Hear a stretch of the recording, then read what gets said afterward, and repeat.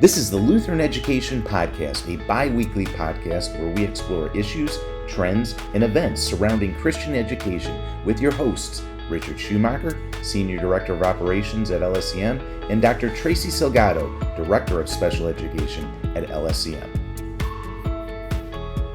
Welcome to the Lutheran Education Podcast. I am Dr. Tracy Salgado, the Director of Special Education at Lutheran Special Education Ministries.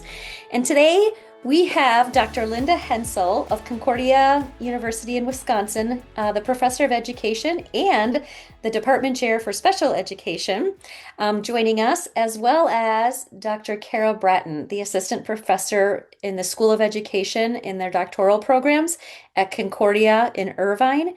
Ladies, thank you for joining me, and I'm excited to talk with you today about social emotional learning in our Lutheran classrooms. So if you want to just say hi, tell us a little bit maybe about yourself, and then we can get started and talk about social emotional learning. This is a really big topic for me, and I'll tell you why in just a few minutes. All right, this is Linda here. Welcome, everybody. I'm excited about the topic as well. I teach a class on classroom and behavior management, and I'm often asked to speak on these topics as well. And it's something that I've always been interested in and enjoyed. Besides that, I do teach a lot of our classes to our special education teacher candidates here at Concordia, as well as I'm the department chair. And I'm career educator, been in the field for over 40 years. Wow, that's incredible. So you're going to have good insight with classroom behavior management. Yay. Love it. Hi, Kara. Hi, thanks for having me, Tracy. It's great to be back with LSEM. For those of you that don't know, my background was in special education with LSEM for 20 years, and now working at Concordia Irvine. But I also feel like my interest, passion for helping teachers, students with behavior and social emotional learning, just kind of transcends whatever role I'm filling at the time. But going back to, my roots in special education, again, seeing where kids struggle beyond academics and some of those preliminary things we can do proactively in our Lutheran schools in a Christ-centered way to help support those skills in addition to academics. And also, as it relates to my current work, I do chair our Access Intervention and Student Success specialization, which includes a doctoral level class on social emotional learning. So I teach that class as well. So, still just very interested and passionate about this topic, as are both of you. Oh, that's awesome that you both have so much experience, like current right now experience in this topic. And you both alluded to social emotional learning doesn't just apply to kids with learning differences. It is across the board. So this applies to a whole school system, a classroom, the general ed setting, and kids with learning differences. So everyone's affected. But um, that excites me a lot talking about this. And I'll tell you why I chose this topic and asked you guys to speak on it. Social emotional learning is really big in our public schools, and that's filtered down to Lutheran schools. And seriously, I have like this, I'm on the fence about it. I have these conversations to angel devil kind of thing on my shoulder going, social emotional learning is so great for kids. They need to know how to regulate themselves and where their emotions are coming from and how it impacts other people in the situation they're in. But then the other side of me is like, no, parents are supposed to do that.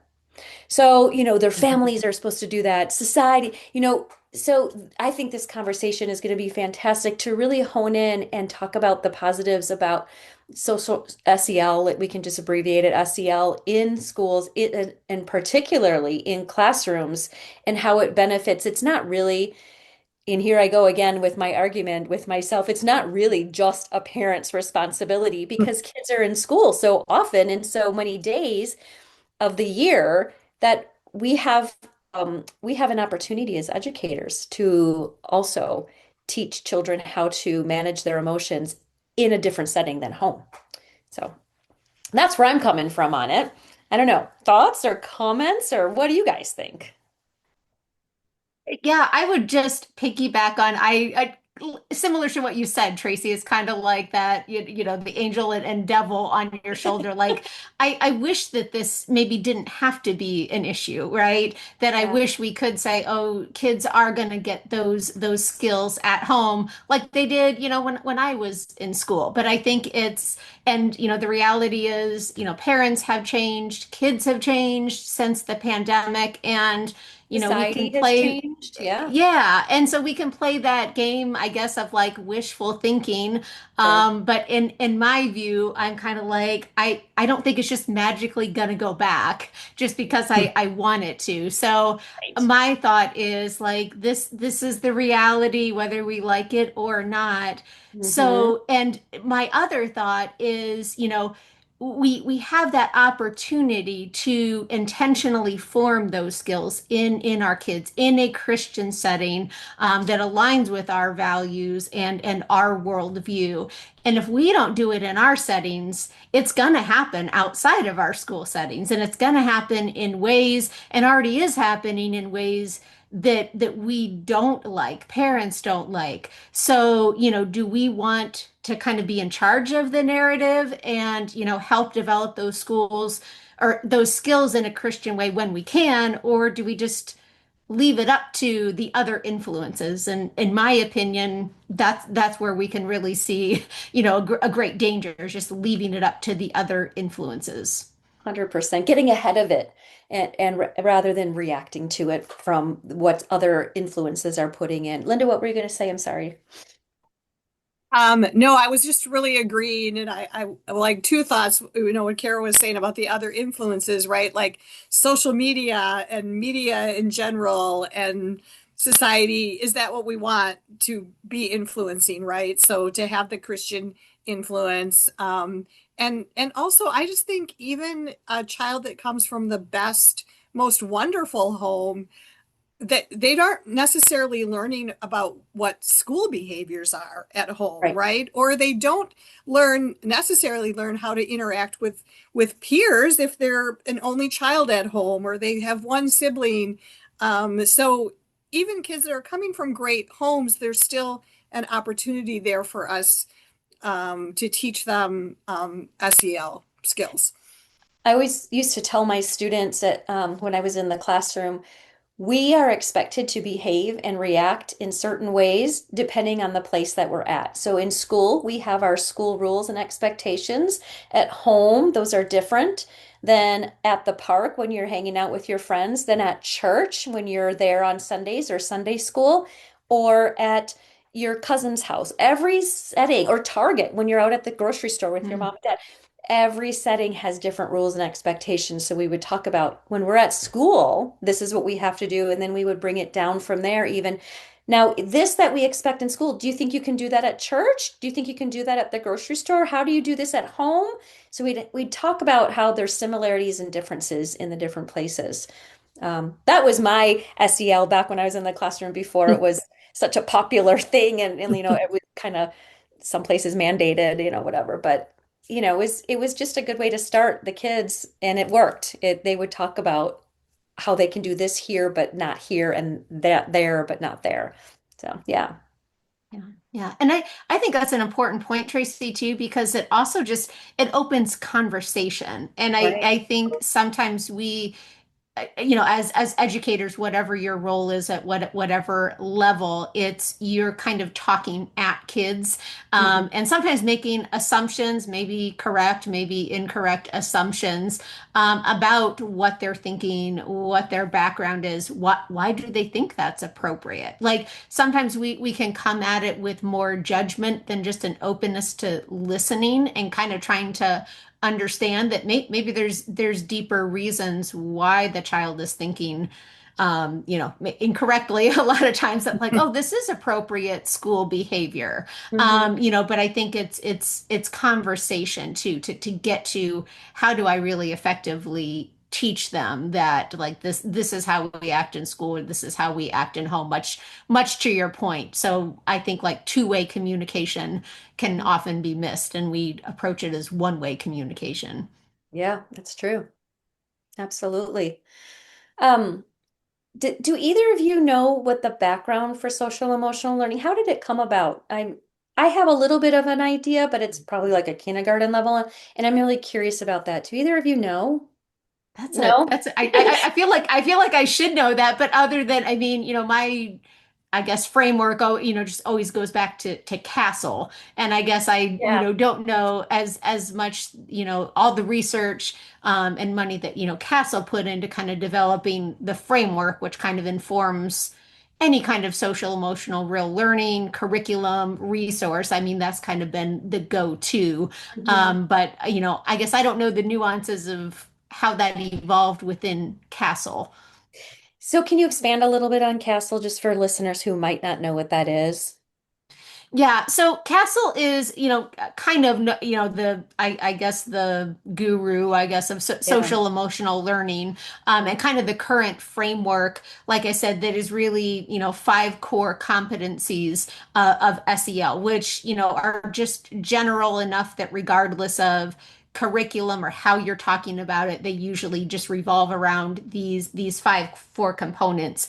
I'm sorry, five components of self-awareness, self-management, social awareness, relationship skills, and then responsible decision making. And I think this is sometimes where if you go into the weeds of even the Castle website, because I've seen articles published from Christian viewpoints about Castle and how they've kind of taken some of those skills. And I think just like anything, you can take something that was initially developed to represent something else, and you can impose a different worldview on it and maybe make it into something that it wasn't originally intended to, but in the public sector has evolved into something a little bit different than we might, want to be teaching our kids in Christian and Lutheran settings. Yep. But my view is always if we come back to those five key components, I think there's a lot of scriptural basis for those five core competencies. And if we kind of stick to that and try to filter out the other stuff, just like when you maybe teach science, there's a lot that you have to filter out, right? That maybe in a science curriculum that doesn't align with our Christian worldview and how we believe, how we know the world was created. But that doesn't mean that we say science isn't important. We're not going to teach it. It just means we look at those parts that don't align with how we're teaching and say, Or- how can we kind of adapt that? So I kind of went a little bit farther than your original question, but that was kind of the essence of Castle is really what are those core competencies that we Yeah. need to make a difference in kids' social emotional learning Yeah. skills. No, that was great. You didn't go too far at all because we might have some people who are listening that need that really strong background in those details. So no, thank you for that. Appreciate it. You were talking about the five core competencies in Castle, and when talking about those and then thinking about social emotional learning, it sounds a lot like executive functioning. So, how do you guys differentiate the two, social emotional and executive functioning, or do you not? I mean, because if you talk about the five competencies, like emotional self-regulation was one of them, and then your response to that, that's right there is social emotional learning. Like, okay, something teacher is saying something and giving directions, and I'm feeling really frustrated about that. How are they going to self-regulate? And then what are they going to do about it? That's not only regulating social, emotional, how your emotions are going to come out socially and affect everybody else, but also internally, the executive functioning part. How am I feeling about this? And what's my best response? So they kind of go hand in hand. Do you agree? Yeah, and I guess I've always thought it's definitely like a skill that you need to develop to, be able to develop as SEL. I mean, because we know that those executive functioning skills develop much later in life. So if we're talking about elementary students, even middle school students, their brains are not fully developed. I mean, they're not until they're in their 20s. But the emotional skills are very much developed, by the time they're coming to your school at even a preschool level, like those skills are there. So I think that as a component of teaching social emotional skills, we are teaching them executive functioning, teaching them how to use logic, critical thinking, not just, impulsive responses based on strong emotions, which we know kids are really good at. Right. Yep, exactly. Yeah, that's a good point. Building those skills to regulate in oh gosh, I just lost the words that you had said, but that was a good point, Kara. Thank you for that. Yeah. That they kind of embed, they go hand in hand. But some of the skills aren't developed until later. So yeah. Um, so with social emotional learning, when's the best time to start it, in your opinion, in your expertise? What do you think? Linda, you wanna try to handle that one? Yeah, I think right when kids come to school. Yeah. Right when they first come to school, of course, we want it to be developmentally appropriate for them, right? Like we're Yeah. talking about the executive functioning and even self-regulation, right? Like that develops over time. We expect something different from a 10-year-old than from a 4-year-old. Hmm. But I don't, I think it can start from the minute, that they come into school. And if we want to think about, educating the whole child, right? Mind, body, spirit, we can start from the time that they start in school. Yeah. Yeah. Yeah. And I agree with that, especially if you think from even a brain development type of viewpoint where it's, kids' brains they're just absorbing, they're sponges at that point. So, do you want to create those networks and those neural pathways that are, again, kind of helping executive functioning and helping the social emotional skills so that 10 years down the road, you don't have to kind of undo Mm. those inefficient or pathways that have developed that maybe lead to behaviors that we would kind of frown upon. So I think it's better to be proactive, do it from the beginning, help kids develop very early on rather than trying to undo a lot when they're 10 or 11 years old. Yeah, sort of like we develop those early reading skills or there's early math skills, phonics, letter, sound recognition, one-to-one correspondence.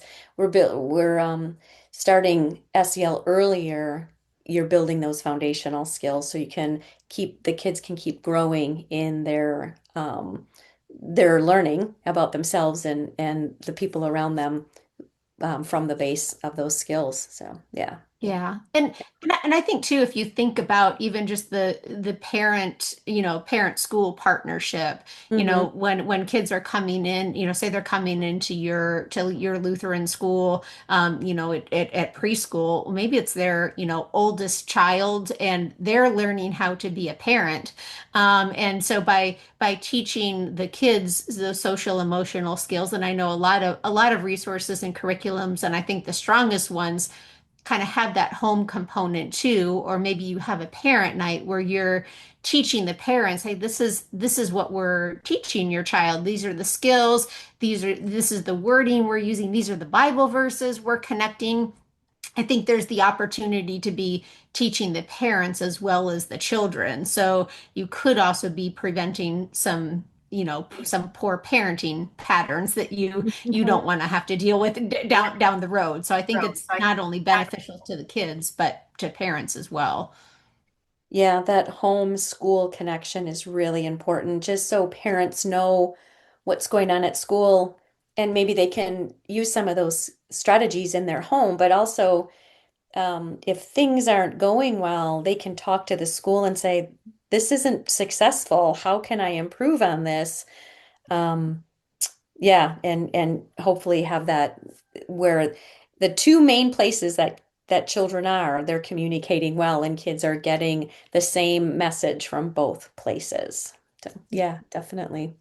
Good point to have that homeschool communication um, built up and make sure it's strong so that it can be successful or more successful. Not in, there's going to be ups and downs for sure. Um, so, so one of the social emotional programs or approaches that I really like is zones of regulation. Have you guys heard of that one? Mhm. Yep. Yeah, yeah. It goes along, you probably know this, but just in case people don't, it goes along with that movie. Is it Inside Out, where the little girl Yeah. has her emotions, and then Yeah, I'll yeah. Inside Out too. Not that I'm advertising a movie, but it's a great place to start. And when we're talking about the zones too, and please jump in. Um, Regulating emotions isn't getting from um, having an emotion to no emotion. It's getting them into the right space, right? So let's talk about that for a hot minute. Getting kids from anger from the red zone in zones of regulation where they're angry and upset and yelling and whatever, and getting them to recognize it and then calm down and the other places they can go. What successes have you seen with that, or what do you recommend teachers are doing in let's just talk about that one for a minute, the zones of regulation. I think what's really helpful about zones, if teachers are using it, is again like the colors, Yeah, because it's like a real visual. It gives the kids can connect to that. Like, I'm in the red zone, I'm in the green zone, and if you have posters or visuals, like this is what it looks like. It's just it's like a quick thing to be able to relate to. Like, kids can put themselves in a zone, and then talking about, wanting to be in a good learning zone, which is usually the green zone, right? Like, that's the best, where you're best situated to learn. And I right. think it gives a common language for, the teacher and kids in the classroom to kind of be talking about the different zones. And I think looking at some like self-regulation strategies. So if you are red or yellow, are we going to can we do some breathing, or what's going to help to get you down, into a better zone? Do you need a little bit of time in the quiet corner, or what's going to help? Right. So I think I like just again, like the visuals with it, the common language. And again, we were talking about when do you start? This system is good for younger learners, right? They can understand it, Yeah. and but you can also grow with it as a school, because as kids get older, they can understand that, we have more than just four emotions, right? Like, there's lots of emotions, and Right. so understanding all of that. Yeah. And I think one of the greatest things I've seen are the possibilities with zones of regulation, if implemented correctly, is also helping kids understand that there are no right or wrong emotions. Like, Yeah. there's not a good or bad when it comes to emotions. Like, we Right. all experience those range and all those colors really on any given day. Like, I could stop my day at any point and say, oh, it's miserable, it's snowing, it's 10 degrees below zero. I'm kind of in a blue zone right now. Yeah. But saying that it's not the emotion that is bad. It's the behavior that can come from the emotion that maybe is something we would need to work on. So it's, I think, also setting that stage for kids that, it's not wrong to be angry, right? Like, everyone's going to be angry. Like, there's righteous anger that is okay. It's what you do in response to that anger that could be problematic. So as Linda was talking about, that whole strategy part is identifying the emotion or the zone and then saying, one, do I need a strategy?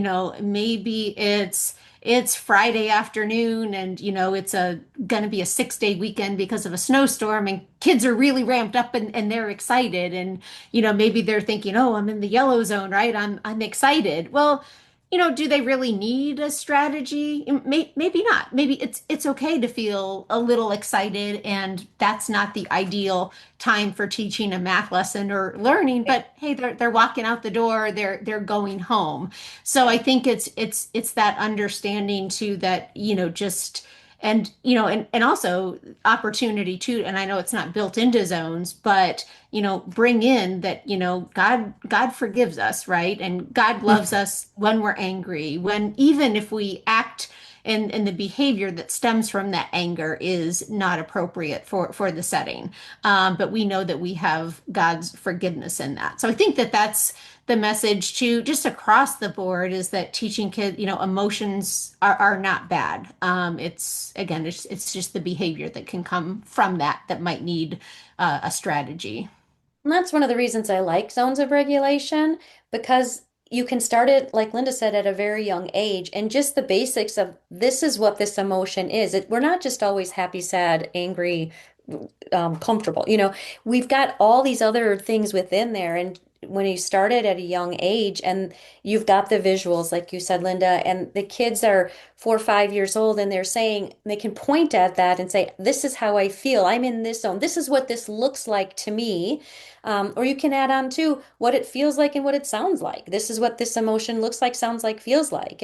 And they're able to at least label it. And then later you can build on that and say, okay, now what are we going to do about this? Is this emotion something that we want to have in this situation? Yes, you might be angry or you might be frustrated. Frustration, anger comes from frustration. You might be frustrated because you can't figure out what 4 plus 5 is, but are we going to throw pencils or are we going to use our math resources to help us out? What's the better way to handle, like you said, Kara, the reaction to that emotion? And as kids get older, you can build onto it.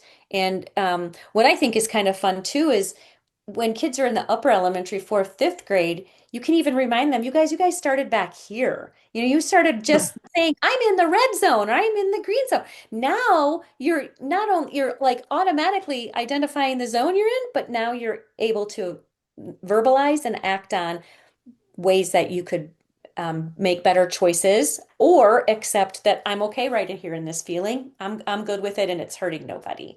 So that's just one of the reasons I love zones of regulation. It's such a continuum. And it's fun too. You can do inside out theme, you can do basketball, you can do a Bible theme. Jesus got angry too. Like he was in the red zone at one point. It's okay.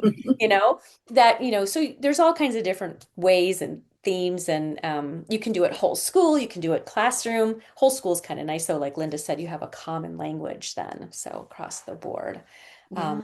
which is nice. Go ahead, Yeah, Maria. and I think that, too, when you're thinking, if you're thinking of a specific resource like zones of regulation, it's also what I liked about that is it's not so overwhelming that you need, an hour every day. If you're going to stick to the lessons, it does what it needs to do, but it also gives you some flexibility in terms of scheduling and adding to it. As I said, it's like that's not written as a Christian curriculum. That doesn't mean you couldn't bring some of that in, but again, you would need some additional time and thinking about how do I want to do that. And I think if you get so overwhelmed with the curriculum that okay, I have to get this all in. Sometimes there's just not time in the day to think about like adding that in or connecting it, to our Christian values and Christian worldview. So I think that's always an important consideration when you're thinking about a specific curriculum or resource like that. Yeah, it definitely will take a little time to come the creativity part of it, connecting the Bible and scripture to the different parts to it for sure. I'm curious, but Linda, you did the PD for our teachers last week, social emotional learning, and you talked about the check-in, check-out system. Can you share a little bit about that and how that can help kids identify what they're feeling? Sure, I can. Check in, check out, or some people, use a version of that, maybe just calling check and connect or something like that. Yeah. But the way that I've explained this to teachers and the way that I've used it is not necessarily a whole class or a whole school intervention. It's more True. um, Yeah. tier two, if you know what that is, but more targeted at maybe a few students that are struggling a little bit more. So maybe they're struggling with your classroom rules, or they're struggling with, whatever is that the school might have set up, if it's zones of regulation or something else. And they just need a little bit more help or a little bit more support Yeah. for their to do the right thing and for their behavior. So they have a mentor or a teacher that they check in with in the morning, and a lot of times you use a daily report card that has like some targeted behaviors that you want the student to meet. So maybe whatever might be an issue. So if a issue is that they're talking back to their teacher, so then maybe one of their points on their daily report card is, I spoke respectfully to my teacher and to my friends. And maybe it's about being prepared. They get their materials out, or they're listening to the teacher. And so they have like certain goals for each day. So they might have like certain benchmarks that they're looking for. And then a lot of times it has kind of a point system. And so students might have, let's say they could earn a total of 20 points a day, and then they might set a goal for themselves. So my goal is to get 16 points today. But so they check in with this mentor in the beginning of the day, and they talk about, what we're going to look for today. What's your goal? And then they go about their day, and they're going to have this report card, and their teacher can just mark, did you get a 0, a 1, or a 2, whatever it was for each of those things that we're targeting. Again, the respectful language, the being prepared, whatever it might be. And then they check out at the end of the day, again, with their mentor or their teacher that they're checking out with, to see how they did. They go over it. It's a time of just encouragement, right? So like, you met your goal. That's wonderful. Do you want me to call home and tell your mom? Should I send a note home? Or if they didn't quite meet it, still just like, well, tomorrow's another day. We're gonna start over tomorrow. Maybe, tomorrow you'll meet your goal. So that's kind of how that system works. And I think for for some students, it can be really helpful. It's not a terribly difficult thing to implement. You certainly wouldn't want to do it with a whole classroom, but if you've got a few Yeah. students, Yeah. it doesn't have to be the classroom teacher. A lot of times it's better if it's some other mentor. It could be the principal. It could be a resource room teacher. It could be somebody else that is that mentor that checks in and out. And I think that relationship can be really powerful for some students. Like, this is a person who's on my side. They want Yeah. me to have the correct behavior, but they're also in my corner. Like, they're rooting for me Mhm. for each day, and they're checking in with me each day. So there's that accountability piece as well. Yeah. And it's nice that it's a conversation. It's not like you had said before, Kara, it's not a teacher talking to a child. This is how we're going to act. It's what's going on with you today? How did your last night affect your this morning? How did your this morning affect right now? And how are you feeling about things? And what kind of responsibility are you going to take?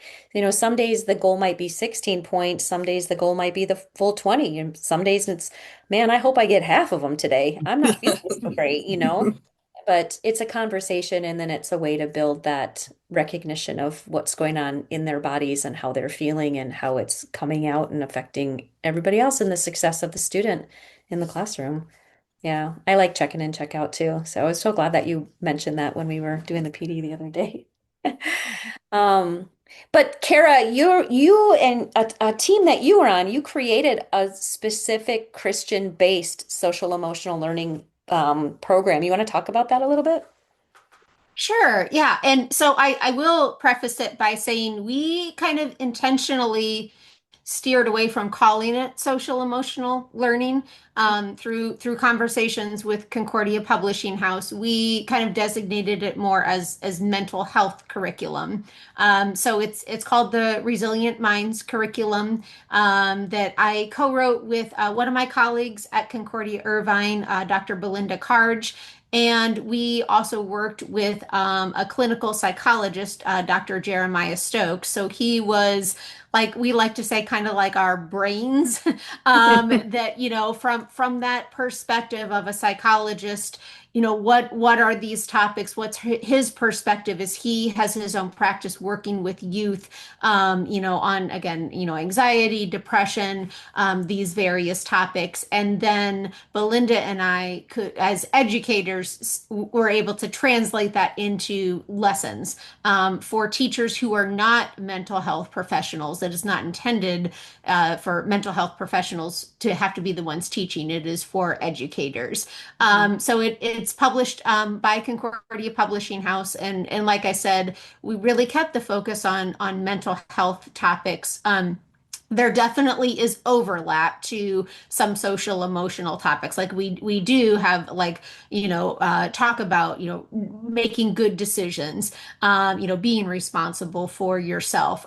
So there's definite overlap, but there's also very distinctive topics like anxiety. There's, two lessons on anxiety, just because that is such a prevalent topic, unfortunately, with even kindergartners and even younger. So it is 12 lessons. So as I mentioned earlier, like, our intent with that was flexibility in terms of time during the day, subjects that, it could be, used in conjunction with. Some schools are using it in place of religion once a week. Some are using it in health class, in science class. And it is right now available. There's one version that's fifth and sixth grade combined. There's a seventh and eighth grade combined, and then there's a high school version that just recently came out. So currently, it does not go any lower than fifth grade. But again, our intent with that, again, was not only to talk about mental health from a strengths-based perspective. So, kind of avoiding that really deficit level of thinking where, again, there's something wrong with me because I'm feeling anxious, or something wrong with me that I'm feeling this, but from a strength-based perspective, but also obviously, in incorporating God's word and, that Christianity that's missing from a lot of SEL or other mental health curriculums that are out there. So we felt like filling a gap in mental health, but also from a vetted, resource. When everything is vetted through CPH, they go through, the doctrinal review, and, point some things out that, even coming from a household where my dad is an LCMS pastor, is like, oh, okay, I got that wrong. I'm glad someone at CPH, knows that a little bit better than I do. So, we felt reassured that, we could write the content in a way that, again, teachers can present it easily, and almost in a scripted way if it's needed. We tell teachers, you can go off the script, but if you're not comfortable with this topic and don't feel like you know what to say, there is kind of a script, and Google Slides that go with each lesson. So yeah, so kind of in a nutshell, that's what we have. If anyone does want to know about it, feel free to contact me. But we hope that it is a helpful resource for some schools out there. So it's not, each lesson doesn't depend on the previous lesson. You can kind of they go in an order, but not dependent on it, right? Correct. Yeah, when we wrote it, we did it kind of with an order in mind. However, we've gotten feedback from a lot of schools that they do take things out of order without any problem. So it's not 100% dependent on the previous lessons being taught. However, you might see in the later lessons, a reference to a strategy that was maybe taught in lesson two or three. The other part of that I think makes it a little bit unique, when I mentioned earlier, like the homeschool connection, Yeah. we made sure to put in there letters that could go home to parents, before every lesson. Now, again, these are Word documents. Schools can kind of customize those if they want, but just to keep parents in the loop, if their child comes home and they're talking about anxiety, and the parents like, oh, what are you talking about at school? That they're kind of prefaced. They know the biblical connection we're making in that lesson.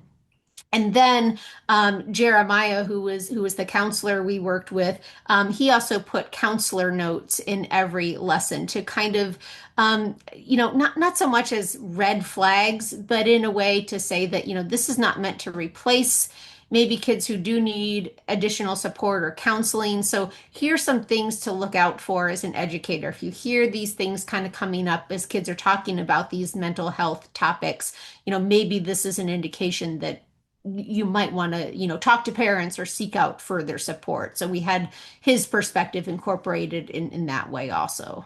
Nice. Are you going to work on a elementary, like a K through 4 program or no? That's the big question everyone's asking. I will say we don't have anything formalized right now with CPH to move forward in that direction. As authors, we would like to do something because we do see a need. So right now it's just trying to figure out what that looks like, and yeah, how to kind of get that out to schools. Hmm. Hmm. Thanks. That's I've got to see some of your books and looks like a great program. So I appreciate you Yeah, sharing a little bit thank more. you. Yeah, yeah. What do you think what's your opinions, if I may ask, about like a formal social emotional learning program or curriculum or something versus our religion classes in Lutheran schools? Isn't that basically social emotional learning? What are your thoughts on that? To me, it's not a replacement of religion at all. I think it is a great addition to religion and what kids are learning during Jesus time, Bible class, confirmation, whatever that looks like depending on the grade level. So I think that you can easily connect that to depending how your school is doing that. If there's a thematic kind of approach, or if there's a certain Bible verse, I think you definitely could and should, connect that. So it's not seen as two separate things. Like, okay, we're doing this in religion, and then here's this other social emotional learning thing, which I'm not quite sure how it connects. I think from a practical standpoint, though, I think it's a lot to, think about teachers doing that completely on their own or feeling comfortable saying like, oh, okay, I can make that connection. I see how this relates to, say, responsible decision making. So I'm going to connect that. But I have seen teachers take maybe it is like a curriculum like Frenzy, which has a biblically based version, Right. and maybe that's a resource that that they don't do in order, that they say, hey, this is what we're talking about. Here's a lesson already written that I know is written by experts, and I can connect that to what we're doing in religion class. So yeah, just a long way for me. My perspective is I think that there are definitely connections, but I think a lot of times what we're seeing with kids is like implicit connections are not enough. Like we really need to be explicit in teaching those skills so we can enhance what we're teaching during religion class, but not just assume that they're going to make that connection. Thank you for listening. If you like what you hear today, please consider sharing our podcast with friends and colleagues in the industry. Again, thank you for listening to the Lutheran Education Podcast. Let's finish up. We've had a really great conversation about social emotional learning in our schools and our classrooms, really great points. I just want to finish up with one last question about this topic and how there's a lot of products that are out in our public schools in the secular world that I do see employed in some of our Christian schools, and that's fine. If that's what our school wants to use, that's wonderful. But what are some things that they should be looking for and considering when looking at a secular product to bring into their classrooms? What are your thoughts on that? What should they be looking for? Um, I would say that kind of like um, any curriculum that you look at, that you want to look at it a little critically. You want to look at it through Yeah. your Christian worldview and your Christian lens. And if you're looking at it and there's topics in there or certain lessons that you are like, nah, not good. This doesn't align with our beliefs. Then you don't use them, or you change them, or you try to make them aligned with your beliefs. So I think there can be good, there's a lot of curriculums out there. There can be good things that you can use, but you want to make sure that what you're teaching is biblically based, and that you can align it again with the Christian worldview. And I a lot of our listeners, our teachers, they do this all the time. Like Kara mentioned earlier, you do this with your science curriculum. You might do this even with your reading curriculum. Yeah. Maybe there's things that you're like, no, we're not going to read this book, or we're not going to have this discussion. So I think, teachers can look at it critically and can look at, use your Christian beliefs, use your scripture to see if it's valid or not, and then make adjustments as you need to. It sounds like to being really intentional about what you're teaching. Yes, yes, like you should be about everything, right? Absolutely. Yeah, yeah, yeah. And I think similarly, as I mentioned earlier, with like an example of teaching a science curriculum, right? Where it's, looking at like, okay, we maybe don't agree with all aspects of it, what they're saying, how it's being taught. So does that mean we scrap the whole curriculum? Maybe you do choose something that you don't have to, kind of discern what parts we're going to teach or how we're going to explain it. Or maybe you do say this is one perspective.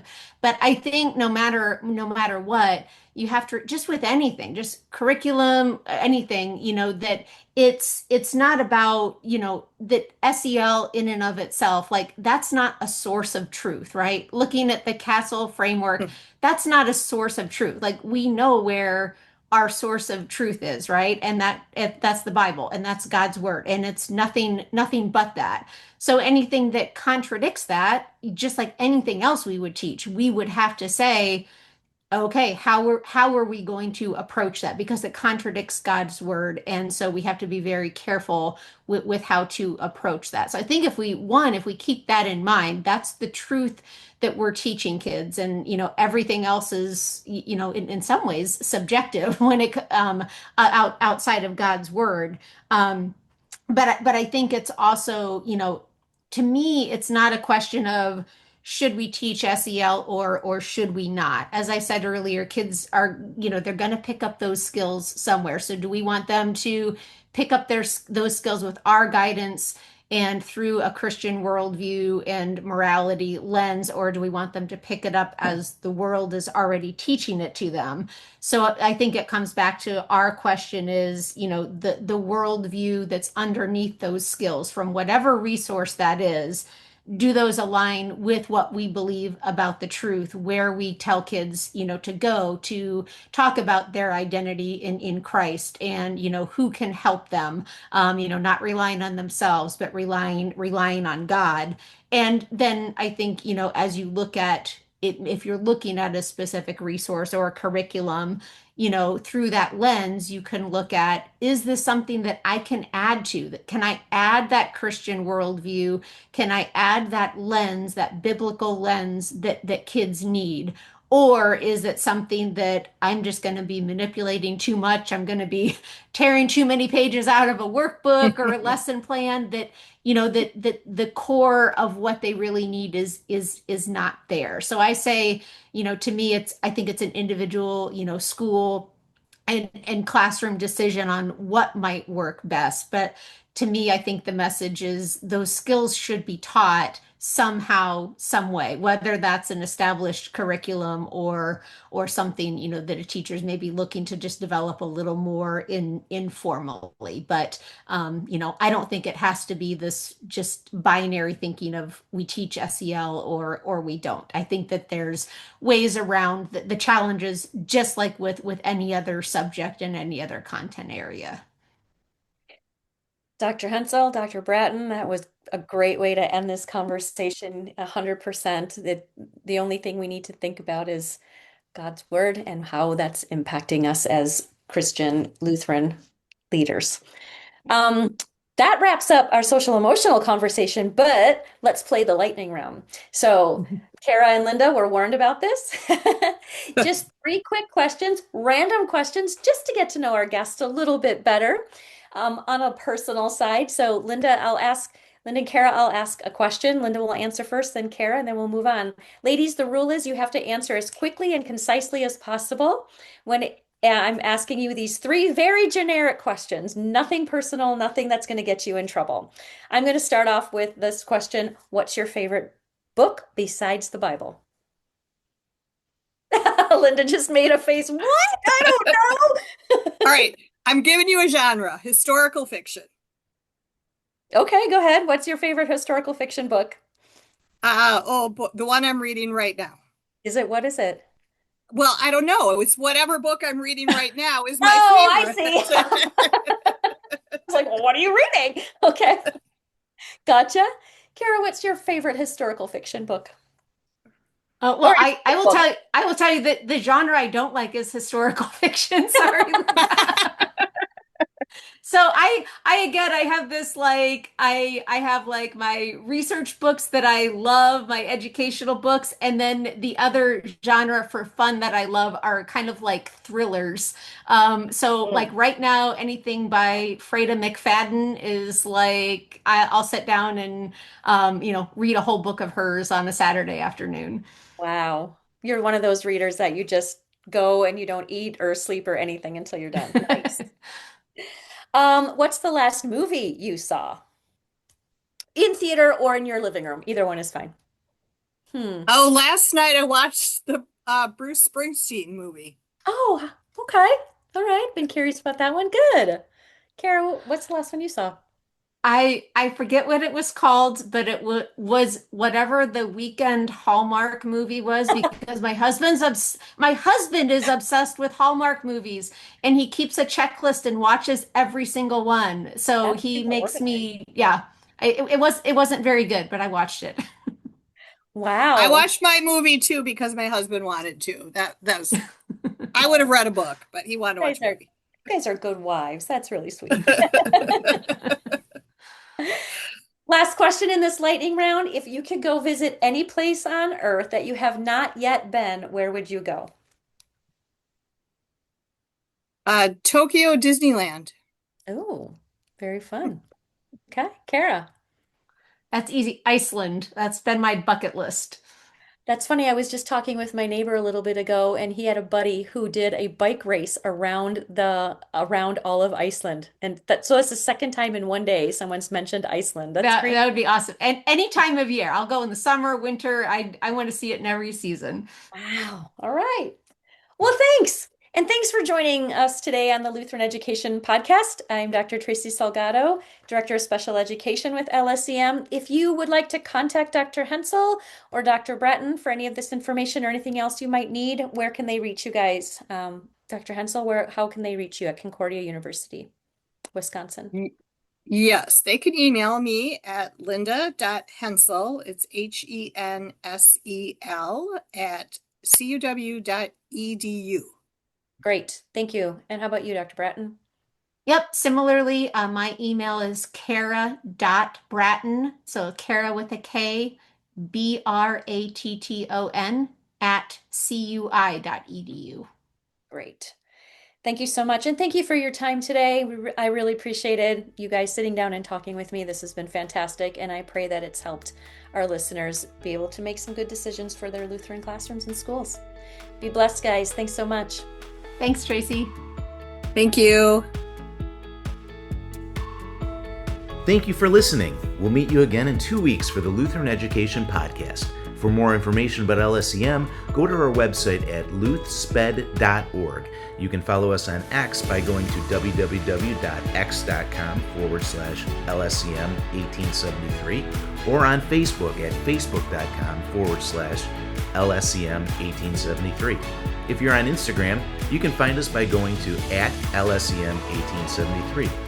We'll meet you again in 2 weeks for the Lutheran Education Podcast. Did you enjoy today's podcast? Want to help get the word out? Please leave us a review on the app you're using to listen today.